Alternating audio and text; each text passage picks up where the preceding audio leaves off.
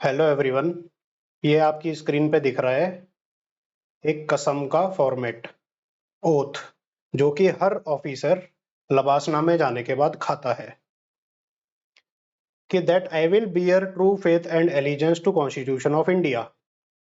Sovereignty और integrity को निभाऊंगा इंडिया की। इंटीग्रिटी मतलब सोशल इंटीग्रिटी भी होती है, समाज में भेदभाव नहीं होना चाहिए। I will carry out duties to my office loyally, honestly and with impartiality.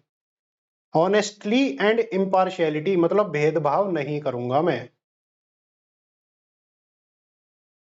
भेदभाव नहीं करना मुझे। लेकिन आप ये देखो, अब इन एग्जांपल्स को देखो जरा। ये भाई साहब हैं खाटी विशाल दीनानाथ। इनका सिलेक्शन हुआ है 2019 में, rank IF5 Indian forest service. ठीक है, 982 मार्क्स है, अपनी जनरल मेरिट में आई है, कोई कोटा नहीं लगाया इसमें, नो कोटा। बहुत ही अच्छी बात है। अब इनका थोड़ा बैकग्राउंड देख लेते हैं। एजुकेशन हुई है इन भाई साहब की IIT बॉम्बे में। उसके बाद इन्होंने अशोका यूनिवर्सिटी से MA करी है लिबरल आर्ट्स में। अशोका यूनिवर्सिटीज की फीस जाके आप देख लो कितनी है पहले तो। फिर ये गए हैं विदेश। हांगकांग में इन्होंने इंटर्नशिप करी है या जो भी करी है, रिसर्च एसोसिएट रहे हैं। ठीक है, मतलब विदेश जा चुके हैं खूब, मतलब हाई फाई फैमिली के हैं, भाई भी इनका IITian है। अब आप ये देखो कि ये बॉस्टन कंसल्टिंग ग्रुप में नौकरी कर चुके हैं। बॉस्टन कंसल्टिंग ग्रुप में शुरू की सैलरी 30 लाख के आसपास होती है और ज्यादा ही होती है।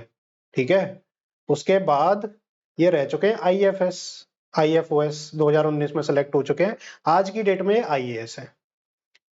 तो क्या दिक्कत है इसमें? जब फॉरेस्ट सर्विस का बंदा है, IIT से ग्रेजुएशन करी है, BCG में नौकरी करी है, भाई तोड़ बंदा है, विदेश भी इंटर्नशिप करके आया, कितना बड़ा एक्सपोजर है उसका, और पैसे की तो कोई कमी होगी नहीं उसके पास। और फॉरेस्ट सर्विस में भी रहा है वो 2 साल। ये देखो, यहाँ पे देखो, फॉरेस्ट सर्विस में है तो IAS बनने के लिए इन्होंने EWS कोटा लगाया है। अब आप मेरे को बताओ कि जो आदमी BCG में नौकरी कर चुका है, जो आदमी IIT बॉम्बे का ग्रेजुएट है, जो आदमी अशोका यूनिवर्सिटीज में लाखों की फीस दे सकता है, जो आदमी IFOS है, उसकी सैलरी है, IFOS की सैलरी 8 लाख से ऊपर है भाई साहब, मोर देन 8 लैक्स। और उसकी फैमिली में एक बंदा और IITian है, उसका भाई, उसके फादर कुछ ना कुछ तो करते ही होंगे। क्या उसने पैसा नहीं जोड़ा होगा? क्या एक भी जमीन नहीं ली होगी उसने? EWS का कोटा लगा के भाई साहब ये IAS बन गए। समझ रहे हो रैंक कितनी है? 236। 236 रैंक पे IAS मिल ही नहीं सकता नॉर्मल आदमी को। जब ये जनरल कोटा लगा के IFOS बन सकते हैं, तो उन्होंने EWS का कोटा क्यों लगाया सर्विस में जाने के बाद? अब वापस आते हैं ओथ पे। तो ये ऑनेस्टी कहाँ रह गई? आप ये बताओ मेरे को, where is honesty? Nowhere. तो इन्होंने अपनी ओथ ब्रेक करी है। Oath broked, he broke his oath. अब इन पे लीगली तो क्या एक्शन होगा? इन्होंने जमीन जमान बेच बाज के घपलेबाजी तो करी है, 100% करी है, लेकिन लीगली कोई एक्शन नहीं हो सकता इन पे।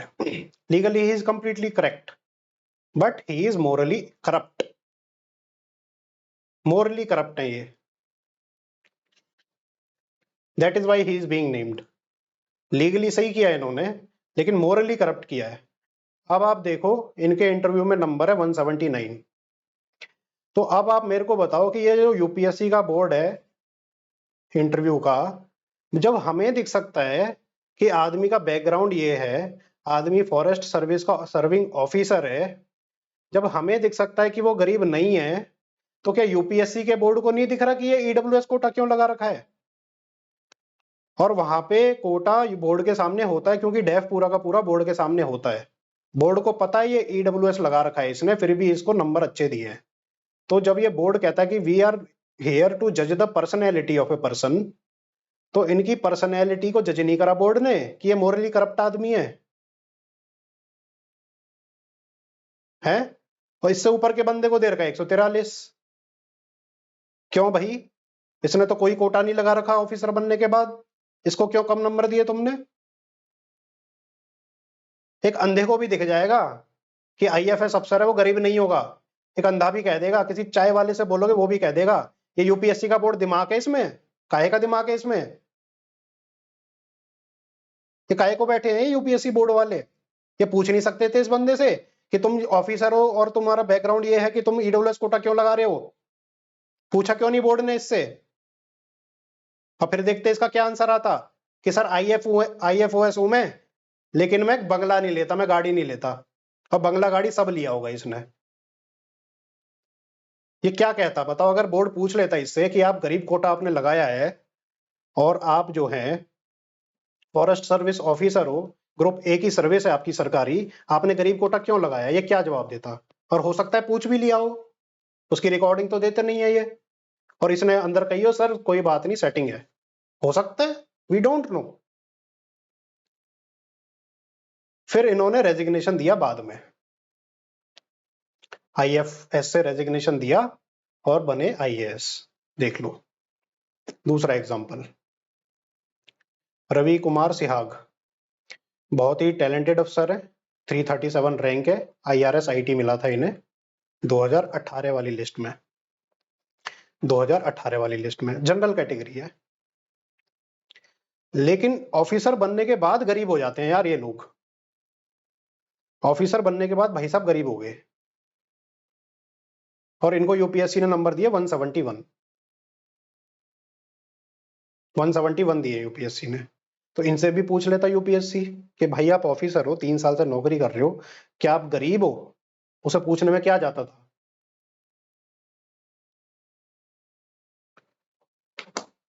अब कई लोग बोल रहे हैं मेरे को, ज्यादातर तो 99% सपोर्ट कर रहे हैं, लेकिन 1% बोल रहा है कि तुम्हारा तो नहीं हुआ, तुम्हारा सिलेक्शन नहीं हुआ तो अपनी फ्रस्ट्रेशन जो है जो सेलेक्ट हो गए उन पे क्यों निकाल रहे हो?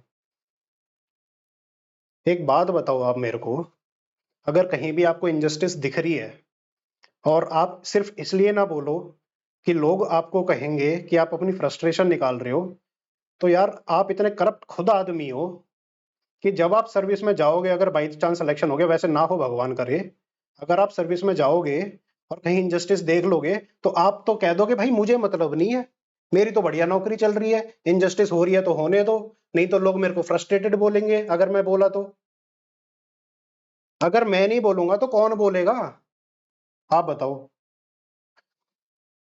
विकास दिव्य कीर्ति सर चुप, ओझा सर चुप, क्यों नहीं बोल रहे हैं? एक आदमी तो नास्तिक है, धर्म कर्म की बात करेगा नहीं, एक आदमी गुंडों को ट्रेनिंग दे रहा है कि कब्जा लो लूट लो, हुक्कर क्रुक सिखा रहा है, आईएएस अफसर आईएएस अफसर सब मिलेगा, सब मिलेगा, पावर बंगला गाड़ी सब मिलेगा, यही सपने दिखा रहे हैं सबके सब। और इन टॉपर्स को इन सब ने फैसिलिटेट किया है, इसलिए नहीं बोल रहे ये लोग, इसलिए नहीं बोल रहे, कॉन्फ्लिक्ट ऑफ इंटरेस्ट है, नहीं तो ये पोल खोल देंगे। ये सारे टॉपर्स बनने के बाद पैसे खाते हैं कोचिंग इंस्टीट्यूट से, सबको पता है ये चीज, सारे कोचिंग इंस्टीट्यूट में जाके बोलेंगे और पैसे खाते हैं ये, 1.25 करोड़ तो ये सेलेक्ट होते ही कमा लेते हैं, और फिर भी गरीब कोटा दिखा के दोबारा भर्ती हो जाते हैं सर्विस में।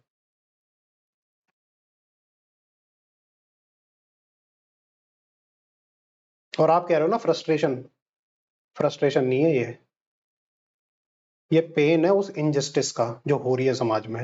ये किस गरीब आदमी की सीट लेके गया है?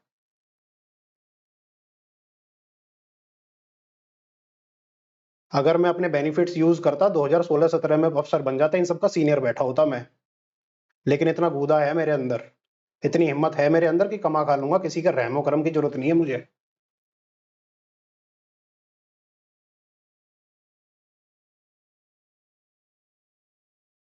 ये यूपीएससी बोर्ड को ये नहीं दिखता कितनी सारी कमियां हैं? जब कमेटी बैठ गई है पूजा इस पे, खेड़कर पे 1 मेंबर कमेटी, और कुछ नहीं होने वाला, आप देखना कुछ नहीं होगा। और जितने भी ये लोग बोल रहे हैं ना मेरे जैसे, सबके पीछे पड़ेंगे ये, ठीक है, लेकिन मैं भी बैठा हूं, मैं भी डरता नहीं हूं किसी से। जब कमेटी बैठ गई तो ये इनको ये कमेटी नहीं बिठानी चाहिए कि ये जो फेक फर्जी ईडब्ल्यूएस कोटा लेके मोरली करप्ट लोग हैं, इनको इंटरव्यू में नंबर क्यों दे दिए? उन बोर्ड मेंबर्स पे क्वेश्चन नहीं उठना चाहिए कि जो इन्हें 170 180 बांट रहे हैं इन लोगों को? उन बोर्ड मेंबर पे क्वेश्चन नहीं उठना चाहिए कि आपने क्यों नहीं इनसे पूछा कि सर्विस में होने के बाद भी क्यों ईडब्ल्यूएस कोटा लगा रहे हो? पापा डीजीपी है फिर भी क्यों ईडब्ल्यूएस कोटा लगा रहे हो? बोर्ड के मेंबर पे क्वेश्चन नहीं होना चाहिए ये चीज? क्या बोर्ड का मेंबर को इतना नहीं दिखा? क्या उसके सामने नहीं था डीएफ डेफ? तो क्यों इंटरव्यू ले रहे हो भाई? बंद करो इस इंटरव्यू को।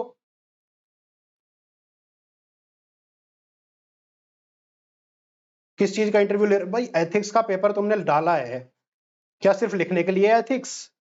जांचने के लिए नहीं है? आदमी से पूछने के लिए नहीं है ये एथिक्स?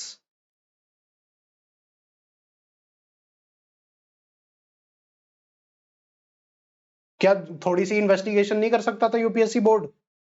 पूछ लेता उससे 2 सवाल। किस लिए बैठे ये बुजुर्ग लोग पूरे जिंदगी का एक्सपीरियंस लेके? सब लोग अपने जैसे ही लोग सिस्टम में रखना चाहते हैं, वो भी ऐसे ही होंगे जो सिस्टम में ऐसे ही आए होंगे। एलिगेशन है ये मेरा। नहीं तो क्यों नहीं जांच करी? तो क्या जब मैंने बोला ये यूपीएससी बोर्ड को ध्वस्त करो और इंटरव्यू यूपीएससी में सिर्फ 50 नंबर का करो, उसमें भी मिनिमम मार्क्स 20 होने चाहिए, 10-20 नंबर का अंतर होना चाहिए बस, तो क्या मैंने गलत बोला? क्या गलत बोला मैंने? और कोई नहीं बोल रहा इस चीज को। अब ये पार्लियामेंट तक बात जाए तो जाए कैसे, आप ये बताओ। ये बात पार्लियामेंट तक जानी चाहिए कि नहीं जानी चाहिए कि ईडब्ल्यूएस का कोटा लेके तुम ये भर्ती कर रहे हो? ये कोई नहीं बोल रहा है। जब सी सेट इंट्रोड्यूस हुआ था, विकास दिव्य कीर्ति सर चैनल दर चैनल जा रहे थे, सारे के सारे चैनल दर चैनल जा रहे थे ये सारे के सारे। क्यों? इनका इनका हिंदी मीडियम का क्राउड कम हो रहा था। पैसा पैसा पैसा पैसा। एथिक्स की बात करते हैं, पैसा चाहिए सबको, पैसा। अब क्यों नहीं जा रही है?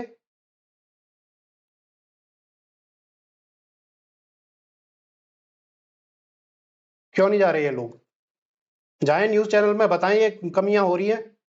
ये छोटे छोटे लोग मेरे जैसे मुदित गुप्ता जैसे जा रहे हैं। और कौन जा रहा है? 2-3 लोगों के अलावा कोई दिख नहीं रहा है सिस्टम में।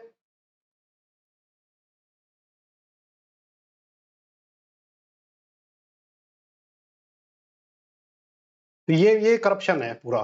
कंप्लीट करप्शन है ये। मोरल करप्शन है ये। मोरल करप्शन है। और जब ऐसे अफसर जो अपनी ओथ को ब्लेटेंटली वॉयलेट कर रहे हैं, ये क्या कॉन्स्टिट्यूशन का साथ देंगे? आप ये बता दो, क्या ये समाज में सुधार लाएंगे? इसी को कहते हैं संस्कृताइजेशन ऑफ करप्शन।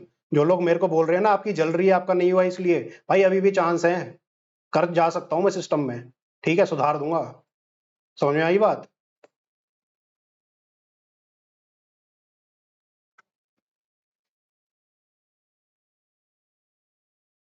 कि सिस्टम को सुधारने की जरूरत है कि नहीं है? आप बताओ मेरे को। ये यूपीएससी का बोर्ड खत्म करो सबसे पहले। दूसरा है इंटरव्यू के मार्क्स कम करो। तीसरा प्रीलिम्स की कट ऑफ टाइम पे लेके आओ। चौथा, मॉडल आंसर जो मेंस के हो रहे हैं सबके मॉडल आंसर यूपीएससी हर साल रिलीज करे, ताकि ये कोचिंग माफिया जो चल रहा है ना टेस्ट सीरीज के नाम पे तुमसे 40-40 हजार रुपए लूट रहा है, इसके टेस्ट सीरीज बंद कराओ सबसे पहले। जब मॉडल आंसर होंगे आदमी खुद घर में बैठ के पढ़ लेगा।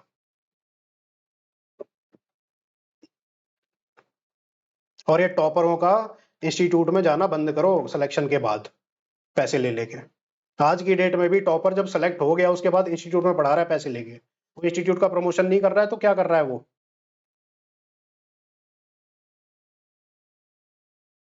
प्रमोशन नहीं कर रहा है इंस्टीट्यूट का, क्या कर रहा है? किसी एक मेंटर ने हेल्प कर दी, उस मेंटर का नाम लेके साइड में हट जाओ यार।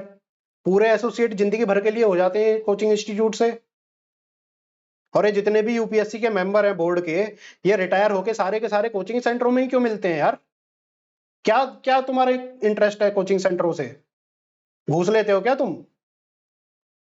यूपीएससी में बैठे बैठे? ये तो पोस्ट रिटायरमेंट पोस्टिंग हो गई यार तुम्हारी। उन्हीं का लौंडे सेलेक्ट करते होंगे फिर तो तुम। सीधी सीधी एलिगेशन है ये। कॉन्फ्लिक्ट ऑफ इंटरेस्ट है कि नहीं? आदमी कल यूपीएससी की पोस्ट से बोर्ड के मेंबर से हटाए, अगले दिन वो कोचिंग सेंटर में आके बैठ जाता है।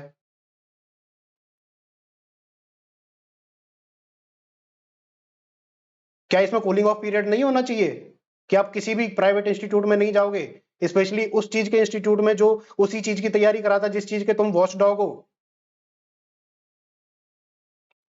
वॉच डॉग तो समझ में नहीं आ रहा मेरे को, काहे के वॉच डॉग हो यार तुम? वॉचडॉग तो वो होता है जिसे कोई फर्क नहीं पड़ता।